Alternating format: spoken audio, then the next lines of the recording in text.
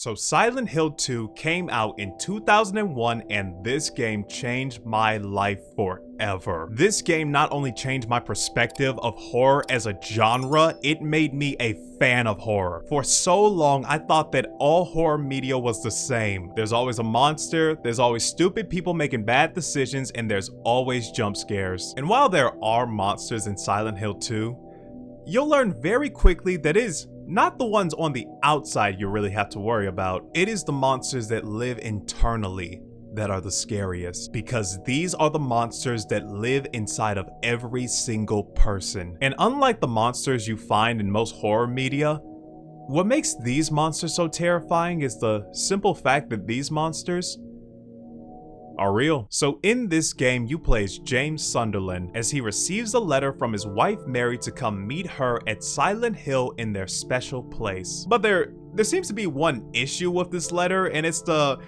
simple fact that Mary has been dead for 3 years. And yet, knowing this to be true, James still goes to the town of Silent Hill. So now James's goal is to apparently meet up with his dead wife at their special place in Silent Hill. I love the opening for this game because it immediately sets the tone not just for the story, but for James Sunderland himself. From the surface, James comes off as a very bland everyman, but even as early as the start of the game, you can clearly see that there's a lot more going on with this man. Even though he knows that his wife is dead, he still chooses to traverse the town of Silent Hill in the small hope that maybe, just maybe, he could see her again. And this is where we get into the psychological horror of the game, as you slowly start to question not just the mental state of James, but the mental state of every character in this game. As you meet the other characters in the game, you start to realize that they're not exactly seeing the same things that James is seeing. It's almost like each person is seeing their own version of Silent Hill, and you start to realize that the further you explore the town as James. I talked previously in the last game about how the town of Silent Hill is always trying to mess with you. But in this game, the town isn't just trying to mess with you. The town itself is trying to mess with James specifically. Almost like Silent Hill is personally crafted from his own psyche. Everything is crafted in a way to mess with James. And it's not just the town, but the enemies themselves. The enemies in this game have a very unique look to them. Some of them look sickly, some of them look broken, and some of them even look sexual. All of these enemies play into the major themes of this game, and the enemy that plays into these themes the strongest is none other than Pyramid Head. Now, unlike other videos that talk about Pyramid Head, I don't want to go into who or what he is, because I think it's best for you to experience this monster for yourself. All I'm going to talk about is how Pyramid Head creates the perfect level of fear for not just the player, but for James himself. Pyramid Head is without a doubt my favorite monster in any horror game. Period. As you are exploring the abandoned complex as James, you make your way down this hallway and you see this.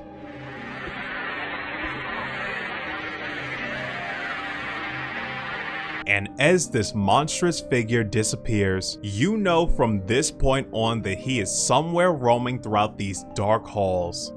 And that's all I'm going to say. I am done talking about Pyramid Head. If you want to know more about Pyramid Head, play the goddamn game. Speaking of the game, I haven't even touched on the gameplay yet. The gameplay doesn't feel as tanky as Silent Hill 1, but it still feels restricted and off, and I love that. I feel like when it comes to certain types of controls, you need the right environment to make the control type work. And because the environment of Silent Hill 2 works perfectly with this control type, it never bothered me nor felt unfair whenever I died. And before I get into the atmosphere, I actually want to get back to the characters real quick and talk about the voice acting. A lot of people say that the voice acting in this game feels off. And for those of you who say that, welcome to Silent Hill. The voice direction in this game is perfect because it's supposed to feel unnatural. Every character feels like they're in their own little world, which is why every conversation in this game feels slightly off. Like the first cutscene between James and Angela.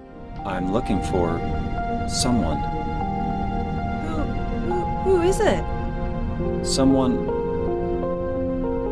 very important to me. I'd do anything if I could be with her again. Me too. I'm looking for my mama. I mean my mother.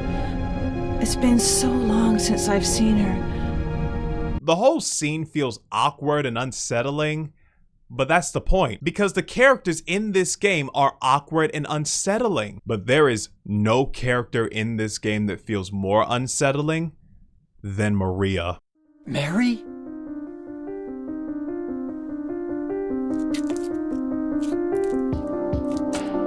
No, you're not. Do I look like your girlfriend? No, my late wife. I can't believe it. You could be her twin. Your face, your voice, just your hair and clothes are My different. name is Maria. I don't look like a ghost, do I? Just like Pyramid Head, I won't go too much into her character, but all you need to know is that Maria has the same face and voice as Mary, but everything about her is completely different, especially her personality. Throughout the game, she teases James, taunts him, and throughout the game, she messes with James even more than the town itself. Anyway! What do you mean, anyway? You don't sound very happy to see me. I was almost killed back there. Why didn't you try to save me? All you care about is that dead wife of yours. I've never been so scared in my whole life. You couldn't care less about me, could you? She is one of the core factors that helps build the atmosphere that makes Silent Hill 2 so dark and unique. This game may be haunting, but in a weird and twisted way, there's actually beauty among the darkness. There's just something about this town. While it does feel creepy, it also has this sense of comfort to it as well. The bowling alley is a perfect example of this comfort. The longer you play Silent Hill 2, the more you'll get not immersed, but absorbed into the town. My dreams have never been the same after playing this game. Ever since I played this game, the environments in my dreams are usually surrounded in fog. This is one of those games that I highly recommend that you play at night with the lights off, wearing headphones. Trust me, this is a whole different experience. And you've probably realized that throughout this video, I have not once brought up the soundtrack. Well, that's because I was saving the best for last. While there are many core factors that build this game into the horror masterpiece that it is, the soundtrack is the main core of this game. At the time, I had never in my life heard a soundtrack like this before. This feeling of melancholy and dread was something I had never experienced in a soundtrack before. So with all that said, Silent Hill 2 gave us a perfect atmosphere, a perfect soundtrack, and the greatest psychological horror experience of all time. If you are a fan of horror games and you have not played Silent Hill 2, it is now mandatory for you to play this game. And if you are not a fan of horror but like psychological stories and themes, give this game a try because just like me, I think you might be in for a surprise. So with all that said, my final verdict for Silent Hill 2 is the platinum seal of approval. If the makeup looks different, then yes, this is a new day. So the Silent Hill 2 remake came out like a week ago, and a lot of people were pretty skeptical before it even came out. And that's not because the game looked terrible. It's the simple fact that this is Silent Hill 2, a game that a lot of people regard as the greatest horror game ever made. So if Bloober Team missed the mark even a little bit, there was going to be hell coming their way. It's the same thing that happened when they announced the Resident Evil 4 remake back in 2023. Both games were already seen as perfect by the fans, so a remake honestly felt unnecessary. But with that being said, the Resident Evil 4 remake did end up being good. So the big question on everyone's mind, will this game succeed like the Resident Evil 4 remake? Or is this game going to crash, burn, and put this series in stasis for another decade? So the story for this game is the exact same story as the original, so I am not going to repeat myself. The story is the same structured path as the original, and I don't mind that at all. Now, that being said, there are some differences here and there with some added scenes that were also never in the original. Probably the biggest difference I noticed in the story is our second encounter with Eddie, where instead of a bowling alley, we meet him in a movie theater. But even with the changes Bloober Team made, they still gave us the missing threads of the original game in the form of glimpses of the past, letting you see glimpses of scenes that were either changed or cut out in the remake. But when it comes to my favorite scenes that were never in the original, it would have to be all of the new added scenes and dialogue with Maria, with my favorite scene being at the Heaven's Night strip club. I not only love the dialogue and atmosphere of this scene, but my favorite moment is when Maria offers James a drink and he says no. As you can see James try to fight the temptation to drink in his facial expressions, giving the sense that he might previously had been an alcoholic. And you can tell that there is a lot more sense of nuance with James in this game. Where in certain scenes, James had a lot of dialogue in the original, in the remake, for a good amount of the scenes, the dialogue is in his facial expressions. And since I'm already talking about James, let's talk about the performances. I already know that there's going to be some die-hard Silent Hill 2 fans that are going to rip these performances apart, but for anyone considering these performances to be bad, you are absolutely wrong. You can prefer the original performance over the remake, but calling the remake's performance bad is just straight up untrue. The performance of every character is done extremely well in this game. I'm looking for someone very important to me. Me too. I'm looking for my mama. I mean, my mother. It's been so long since I've seen her. I thought my father and brother were here, but I can't find them either. While the performance doesn't have the same awkward delivery as the original, there's still this sense of uncanny valley in the deliveries. I see it like this. The performances in both games take you on two different journeys, but they both lead you on the same uncanny and uncomfortable destination. And you can see that journey done perfectly in the performance of James. Out of every character in the remake, James is probably my favorite performance. It's a different, more nuanced take compared to the performance in the original, but it is such a good performance. It's ridiculous. Couldn't possibly be true. That's what I keep telling myself. Mary died of that damn disease 3 years ago. So then why am I looking for her? Both the original and the remake are really great performances, and while I do still prefer the more awkward performance of the original, this is still a killer performance. That being said, I do think when it comes to design, James looks way too good looking. In the original game, James had a very casual everyman look to him, but in this game they made him look like Leon Kennedy's long lost brother. But with the story and performances out of the way, I think it's time we talk about the gameplay. While the game does look like a modern day Resident Evil remake, it doesn't exactly play like one. I would honestly consider the controls to be more similar to The Last of Us than Resident Evil, and that's probably because of the melee in this game. For me, the controls are done perfectly in this game. While I didn't mind the controls in Silent Hill 2, this is the one thing I can say for certain is far better in the remake. From the aiming of the guns, to the swinging of the weapons, and the new dodge ability that saved my life many times in this game. You're not a one-man army like in Resident Evil, nor should you be, considering that you are just a regular man. Get down. Get down. Ah. Get back. Get back and I'll beat you. Big. Ataka. Ataka. Ataka. Alright,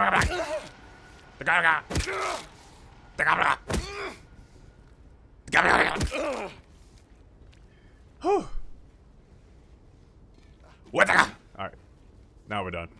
There's our med kit. Oh, syringe! Hell yeah! Dirty needles, absolutely. This is not healthy for me. At least I could see some health benefits for like the herbs in Resident Evil, but this is very unhealthy. Don't break, don't break, don't break, don't break, don't break, don't break. It's gonna break once we jump in.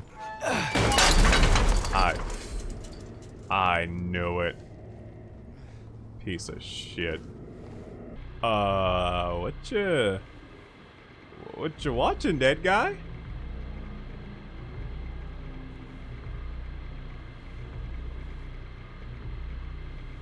You doing okay?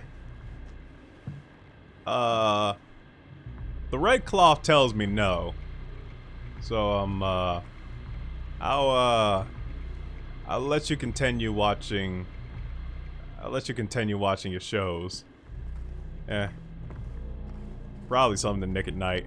Probably Bonanza or some shit. That's why I know it's time to go to bed. When it's Bonanza or George Lopez. I also love that when you press the D-pad to open the map, it doesn't pause the game like in the original. Where in the original, there was always this sense of comfort when it came to figuring out where to go. Now there's an added sense of fear because you now put yourself in a vulnerable state to be attacked whenever you bring out the map. Okay, let's okay, let's do one more. Oh god dang it, let me read! Leave me be! Oh god. If the next Silent Hill game has this style of gameplay, I wouldn't mind at all, because the third-person over-the-shoulder style is my all-time favorite style for horror games. And the enemies felt a lot more threatening in this game. Where in the original, I could usually skip the enemies, there were points in the remake where it almost felt necessary to kill certain enemies to progress forward. And while that wasn't the case for the most part, the sense of urgency with the new perspective and controls made it feel that way. Oh, there is something over here. What the? Oh. Oh. Oh no. Hey man.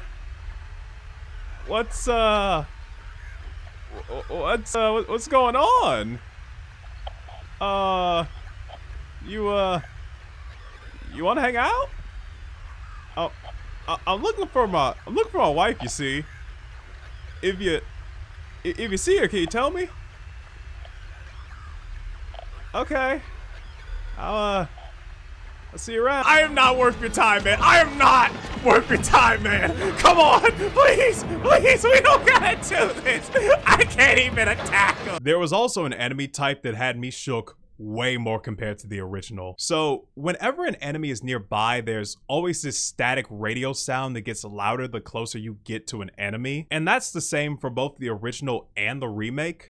But for the mannequins, they didn't have a sound cue in the remake. So there are moments in the game where you think an enemy is not in the room, only to get ambushed by legs.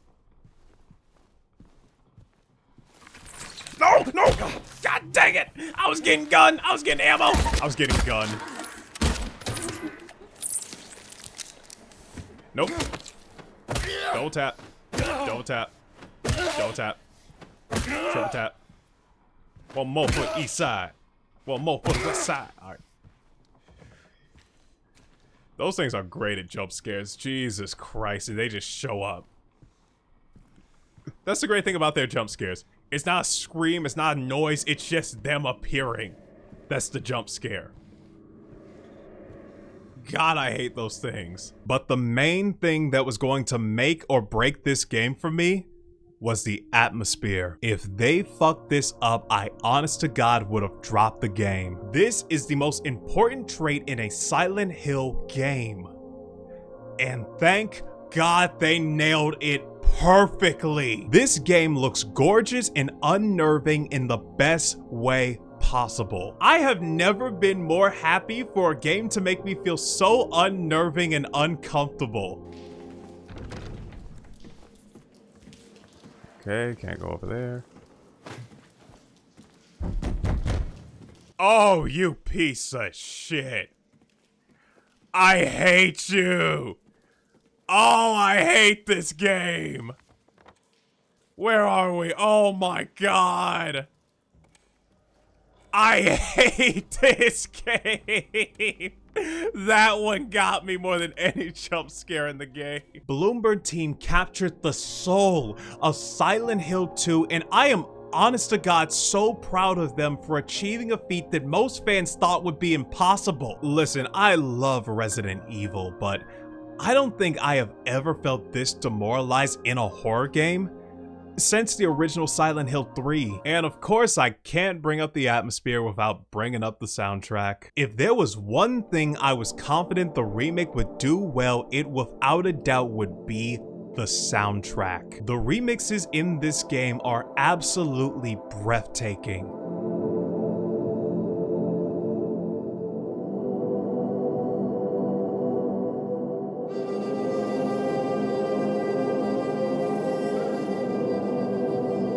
I wouldn't say I like it more than the original or vice versa, because I see this OST more as an extension to an already perfect soundtrack. So with all that said, the Silent Hill 2 remake gave us an amazing soundtrack, great performances, and an atmosphere that I thought would be impossible to recreate. Listen, I do agree that we need to take a break on remakes and start focusing on new titles, which I do hope they do work on a new Silent Hill game after this, but after that, I honestly wouldn't mind a Silent Hill 3 remake after playing this game.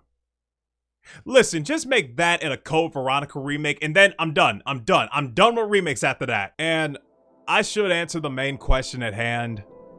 Do I prefer the Silent Hill 2 remake over the original? No. But depending on the type of gamer that you are, I would probably recommend the remake more. Listen, this is something that OG fans need to understand. There are some people that just aren't willing to buy a PS2 or download an emulator to play the original, but I don't think they should be disparaged because of that. And I bring up those two methods specifically to play Silent Hill 2 because if you buy the HD collection, you are just a dumbass. If you are a fan of the PS2 or old school horror games and you want the perfect psychological horror experience, play Silent Hill 2. But if you're more into modern horror games and you're just looking for a horror experience that is the closest to Silent Hill 2, play the remake. And if you don't know which of the two you are, just play the original, then the remake. So with all that said, my final verdict for the Silent Hill 2 remake is the golden seal of approval.